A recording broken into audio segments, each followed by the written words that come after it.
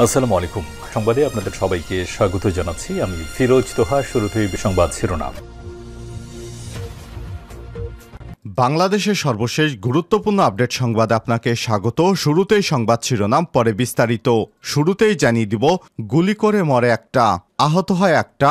Video দেখানো সেই DC এখন ডিবি হেফাজতে। গুলি করে করে লাশ নামানো লাগছে স্যার। গুলি করি মরে একটা, আহত হয় একটা, কিন্তু বাকিগুলো সামনে এগিয়ে আসে। একটাই যায় স্যার, বাকিটা যায় না। এই হলো স্যার সবচেয়ে বড় আতঙ্ক এবং দুশ্চিন্তার বিষয়। বৈষম্যবিরোধী ছাত্র আন্দোলনকারীদের লক্ষ্য করে গুলি করা নিয়ে সাবেক স্বরাষ্ট্রমন্ত্রী আসাদুজ্জামান খান কামালকে দেখাচ্ছিলেন ঢাকা মেট্রোপলিটন পুলিশ ডিএমপির এক সদস্য। এমন একটি ভিডিও সামাজিক যোগাযোগ মাধ্যমে ছড়িয়ে পড়ে। ভিডিওতে পুলিশ সদস্যের নেম প্লেটে নাম দেখা গিয়েছিল ইকবাল। তার নাম মোহাম্মদ ইকবাল। তিনি ঢাকা মহানগর পুলিশ ডিএমপি ওয়ারি বিভাগে উপকমিশনার ডিসি ছিলেন। তাকে হেফাজতে নিয়েছে ডিএমপি পুলিশ কমিশনার। সোমবার সন্ধ্যায় নরসিংদী অবস্থিত নিজ বাড়ি থেকে তাকে তুলে নেওয়া হয়। তিনি এখন ডিএমপির ডিবি হেফাজতে রয়েছেন বলে একটি সূত্র নিশ্চিত করেছে। এরপর জানিয়ে দিব, ডক্টর দীপুমণি গ্রেপ্তারের ঘটনায় চাঁদপুরে মিষ্টিমুখ এবং আনন্দ মিছিল। বাংলাদেশ আওয়ামী লীগের যুগ্ম সাধারণ সম্পাদক এবং সাবেক সমাজকল্যাণ মন্ত্রী ডক্টর দীপুমণি রাজধানীতে গ্রেপ্তার হওয়ার ঘটনায় তার নিজ নির্বাচনী এলাকা চাঁদপুরে মিষ্টিমুখ এবং আনন্দ মিছিল করেছে ছাত্রদলের নেতাকর্মীরা। জানিয়ে দিব, সাবেক জনপ্রশাসন মন্ত্রী বাড়িতে আছেন সন্দেহে বাড়িতে তল্লাশি এবং অভিযান। সাবেক জনপ্রশাসন মন্ত্রী ফরহাদ হোসেন বাড়িতে আছেন এমন সন্দেহে মেহেরপুরের শিবপুরে একটি বাড়িতে অভিযান চালিয়েছে পুলিশ, কিন্তু এ সময় তাকে সেখানে পাওয়া যায়নি। জানিয়ে দিব, জাহিদ মালেক এবং দীপুমণি সহ অন্তত ১৩ জনের ব্যাংক হিসাব জব্দ। সাবেক স্বাস্থ্যমন্ত্রী জাহিদ মালেক, সমাজকল্যাণ মন্ত্রী ডক্টর দীপুমণি সহ মোট ১৩ জনের ব্যাংক হিসাব জব্দ করেছে Bangladesh financial intelligence unit BFIU। এদিকে খালেদা জিয়ার সকল ব্যাংক অ্যাকাউন্ট ১৭ বছর পর সচল। দীর্ঘ ১৭ বছর পর সাবেক প্রধানমন্ত্রী এবং বিএনপি চেয়ারপারসন বেগম খালেদা জিয়ার সব ব্যাংক হিসাব সচল করা হয়েছে। জাতীয় রাজস্ব বোর্ড NBR এর কেন্দ্রীয় গোয়েন্দা শাখা CID থেকে সোমবার ১৯ আগস্ট খালেদা জিয়ার সব ব্যাংক হিসাব সচল করার একটি চিঠি বাংলাদেশ ব্যাংকে পাঠানো হয়েছে। এবং সর্বশেষ জানিয়ে দিব, HSCতে অটোপাস ভাবছে মন্ত্রণালয়। মানসিকভাবে প্রস্তুত রয়েছে শিক্ষার্থীরা। কোটা সংস্কার এবং সরকার পতনের এক দফা আন্দোলনের কারণে HSCর বেশ কিছু বিষয়ে পরীক্ষা স্থগিত করা হয়। সরকার পতনের পর সংশোধিত নতুন সময়সূচি নিয়েও পরীক্ষা নিতে পারেনি শিক্ষা বোর্ডগুলো।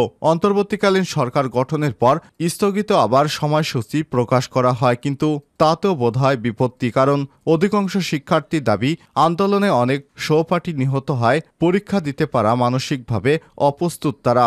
দেশের বিভিন্ন পরিস্থিতি বিবেচনায় অটোপাসের দাবি করেছে শিক্ষা মন্ত্রণালয়। তারা বলছে বোর্ডগুলোর সাথে আলাপ আলোচনা করে তারা এ বিষয়ে সিদ্ধান্ত নেবেন। প্রিয় দর্শক, এতক্ষণ শুনছিলেন সংবাদ শিরোনাম, এবারে বিস্তারিত।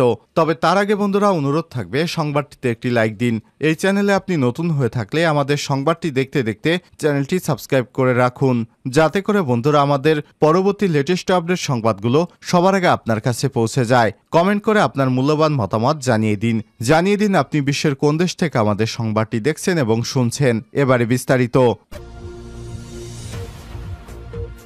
গুলি করি মরে একটা, আহত হয় একটা। ভিডিও দেখানো সেই ডিসি এখন ডিবি হেফাজতে। গুলি করে লাশ নামানো লাগছে স্যার। গুলি করি একটা, মরে একটা, আহত হয় একটা। একটাই যায়, বাকিগুলো যায় না স্যার। বাকিটা সামনের দিকে এগিয়ে আসে। এইটা হলো স্যার সবচেয়ে বড় আতঙ্ক এবং দুশ্চিন্তার বিষয়। বৈষম্যবিরোধী ছাত্র আন্দোলনকারীদের লক্ষ্য করে গুলি করা নিয়ে সাবেক স্বরাষ্ট্রমন্ত্রী মোহাম্মদ আসাদুজ্জামান খান কামালকে জানাছিলেন ঢাকা মেট্রোপলিটন পুলিশ ডিএমপির এক সদস্য। এমন একটা ভিডিও সামাজিক যোগাযোগ মাধ্যমে ছড়িয়ে গেছে। ভিডিওতে পুলিশ সদস্যদের নেম প্লেটের নাম দেখা গেছে ইকবাল। তার নাম মোহাম্মদ ইকবাল। তিনি ঢাকা মহানগর পুলিশ ডিএমপি ওয়ারি বিভাগ উপকমিশনার ডিসি ছিলেন। তাকে হেফাজতে নিয়েছে পুলিশ। সোমবার সন্ধ্যায় নরসিংদীতে অবস্থিত নিজ বাড়ি বাড়ি থেকে তুলে নিয়ে যাওয়া হয় তাকে তিনি এখন ডিএমপির ডিবি হেফাজতে রয়েছেন বলে একটি সূত্র থেকে জানা গেছে। পুলিশের গোয়েন্দা শাখা ডিবির একটি সূত্র বিষয়টি নিশ্চিত করেছেন। সংশ্লিষ্ট কর্মকর্তারা বলছেন, ইকবালের বিষয়ে কি সিদ্ধান্ত হয় তা এখনও জানা যাচ্ছে না। তারা শুধু হেফাজতে রেখেছেন। কোটা সংস্কার আন্দোলনকে কেন্দ্র করে শিক্ষার্থীসহ আন্দোলনকারীদের গুলি করেছে পুলিশ। এই ঘটনাকে কেন্দ্র করে আন্দোলনের মুখে গত 5ই আগস্ট পদত্যাগ করে দেশ ছেড়ে পালিয়েছে শেখ হাসিনা। তবে 2 দিন আগে পুলিশের গুলি করা নিয়ে একটি ভিডিও সামাজিক যোগাযোগ মাধ্যমে ভাইরাল হয়েছে। এ সময় সেখানে সাবেক আইজিপি চৌধুরী আব্দুল আল মামুনও উপস্থিত ছিলেন। ভিডিওতে দেখা যায় পুলিশের গুলির বিষয়টি তৎকালীন স্বরাষ্ট্রমন্ত্রী আসাদুজ্জামান খান কামালকে জানাচ্ছেন ডিসি ইকবাল। সেখানে তাকে বলতে শোনা যায়, গুলি করে লাশ নামানো লাগছে স্যার, গুলি করি মরে একটা, আহত হয় একটাই যায় স্যার, বাকিটা যায় না। এইটা হলো স্যার সবচেয়ে বড় আতঙ্ক এবং দুশ্চিন্তার বিষয়। আন্দোলনের পুরো সময় মোহাম্মদ ইকবাল ওয়ারি বিভাগে দায়িত্বে ছিলেন। যাত্রাবাড়ি এবং শনিরাখড়া এলাকায় তার আওতাধীন ছিল। আন্দোলনের সময় এই 2 জায়গায় সবচেয়ে বেশি ঝুঁকিপূর্ণ ছিল। আন্দোলনের মোট নিহতের সংখ্যা বিশ্লেষণ করে দেখা যায়, ঢাকায় আন্দোলনে সবচেয়ে বেশি সংখ্যক পুলিশ এবং জনতা হতাহত হয়েছে যাত্রাবাড়ি এবং শনিরাখড়া এলাকায়। দীপুমণি গ্রেপ্তার, চাঁদপুরে মিষ্টিমুখ আনন্দ মিছিল। বাংলাদেশ আওয়ামী লীগের যুগ্ম সাধারণ সম্পাদক এবং সাবেক সমাজকল্যাণমন্ত্রী ডাক্তার দীপুমণি রাজধানীতে গ্রেপ্তার হওয়ার খবরে চাঁদপুরে মিষ্টিমুখ এবং আনন্দ মিছিল করেছে ছাত্রদলের নেতাকর্মীরা। বৃষ্টি উপেক্ষা করে সোমবার 19 আগস্ট রাতে শহরে এসব কর্মসূচি পালন করেন তারা। এ সময় ছাত্রদলের নেতাকর্মীরা দীপুমণি নামে দোধ্বনি দিতে থাকেন। ছাত্রদলের নেতাকর্মীরা বলেন, অবৈধ হাসিনা সরকার আমলে দীপুমণি শিক্ষা ব্যবস্থাকে ধ্বংস করেছে। আমাদের অসংখ্য নেতাকর্মীর নামে মিথ্যা মামলা দিয়ে দিনের পর দিন হয়রানি করেছে, উন্নয়নের নামে অর্থ লুটপাট করেছে। আমরা তার কঠিন বিচার চাই। সাবেক জনপ্রশাসন মন্ত্রী বাড়িতে আছেন সন্ধে, বাড়িতে তল্লাশি অভিযান। সদ্য সাবেক জনপ্রশাসন মন্ত্রী ফরহাদ হোসেন বাড়িতে আছে এমন সন্ধে মেহেরপুর শিবপুরে একটি বাড়িতে অভিযান চালিয়েছে পুলিশ, কিন্তু এ সময় তাকে সেখানে পাওয়া যায়নি। সোমবার 19 আগস্ট রাত 2:45টায় মেহেরপুরের মুজিবনগর উপজেলার শিবপুর গ্রামে কবরস্থান পাড়ার একটি বাড়িতে এই অভিযান চালানো হয়। বাড়িটি ঢাকায় কর্মরত এনএসআইয়ের যুগ্ম পরিচালক আলিমুদ্দিন গাইনের। সেখানে উপস্থিত স্থানীয়রা দাবি করেন, সোমবার রাত থেকে ফরহাদ হোসেন সেখানে অবস্থান করছেন বলে জানতে পেরেছেন তারা। একাধিক সূত্র থেকে জানা যায়, এসব তথ্য জানতে পেরে মেহেরপুর জেলা যুবদলের প্রায় অর্ধশতাধিক নেতাকর্মী রাত 1:45 থেকে বাড়িটি ঘিরে রাখে এবং পুলিশকে খবর দেয়। পুলিশ সেখানে পৌঁছলে বাড়ির ভেতর থেকে বলা হয়, উপজেলা নির্বাহী কর্মকর্তা এবং সেনা সদস্যরা না এলে গেট খোলা হবে না। এভাবে 1 ঘন্টারও অধিক সময় পার হয়ে গেলে সেখানে উপস্থিত হন মুজিবনগর উপজেলা নির্বাহী কর্মকর্তা এবং মুজিবনগর থানার ওসি। অতঃপর বাড়ির ভেতর থেকে গেটটি খুলে দেওয়া হলে বাড়িতে তল্লাশি হয়, তবে তল্লাশি করে ফরহাদ হোসেনকে পাওয়া যায়নি। বাংলাদেশের সর্বশেষ গুরুত্বপূর্ণ আপডেট সংবাদে আপনাকে স্বাগত। শুরুতেই সংবাদ শিরোনাম, পরে বিস্তারিত। শুরুতেই জানিয়ে দিব, মাফিয়ায় ছিন্নভিন্ন আর্থিক খাত, অনিয়ম দুর্নীতি। মাফিয়া চক্রের ভয়াল থাবায় ক্ষতবিক্ষত হয়ে পড়েছে দেশের আর্থিক খাত। 2 যুগেরও বেশি সময় ধরে ব্যাংক বিমা, আর্থিক প্রতিষ্ঠান, পুঁজিবাজার সর্বত্র দেদারে চলছে লুটপাট। দফায় দফায় লুটে নেওয়া হচ্ছে সাধারণ মানুষের কষ্টার্জিত অর্থ। প্রতিটি ক্ষেত্রে লুটপাটকারীদের চেহারা উন্মেচিত হলেও বলতে গেলে কোনো ব্যবস্থাই নেয়নি সরকার, কারণ তাদের প্রত্যেকজনই ছিলেন ক্ষমতাবান আওয়ামী লীগ সরকারের শক্তিশালী অংশীদার। এরপর জানিয়ে দিব, ভুয়া অভিযোগে বিএনপির নেতাদের ঘায়েলের চেষ্টা করা হচ্ছে।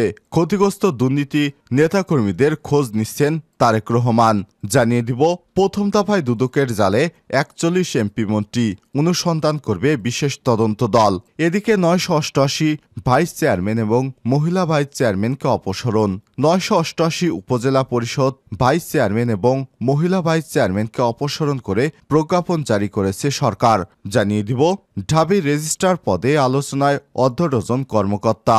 ছাত্র জনতার অভ্যুত্থানে পাল্টে গেছে ঢাকা বিশ্ববিদ্যালয় ঢাবির চিত্র। পদত্যাগের হিড়িক পড়েছে এই বিশ্ববিদ্যালয়। পদত্যাগ করেছে উপাচার্য অধ্যাপক ডক্টর মাকসুদ কামাল। এবং সর্বশেষ জানিয়ে দিব, এইচএসসি পরীক্ষায় অটো পাস ভাবছে মন্ত্রণালয়। মানসিকভাবে অপ্রস্তুত শিক্ষার্থীরা। কোটা সংস্কার এবং সরকার পতনের একদফা আন্দোলনের কারণে এইচএসসি সহ বেশ কিছু পরীক্ষার স্থগিত করা হয়েছে।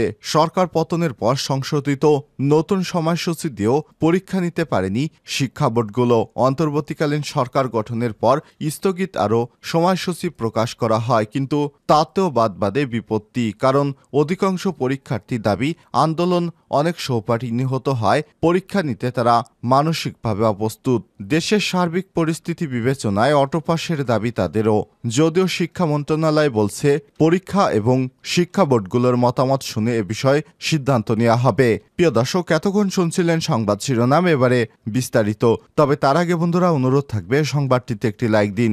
এই চ্যানেলে আপনি নতুন হয়ে থাকলে আমাদের সংবাদটি দেখতে দেখতে চ্যানেলটি সাবস্ক্রাইব করে রাখুন। কমেন্ট করে আপনার মূল্যবান মতামত জানিয়ে দিন বন্ধুরা, আপনি বিশ্বের কোন দেশ থেকে আমাদের সংবাদটি দেখছেন এবং শুনছেন। এবারে বিস্তারিত।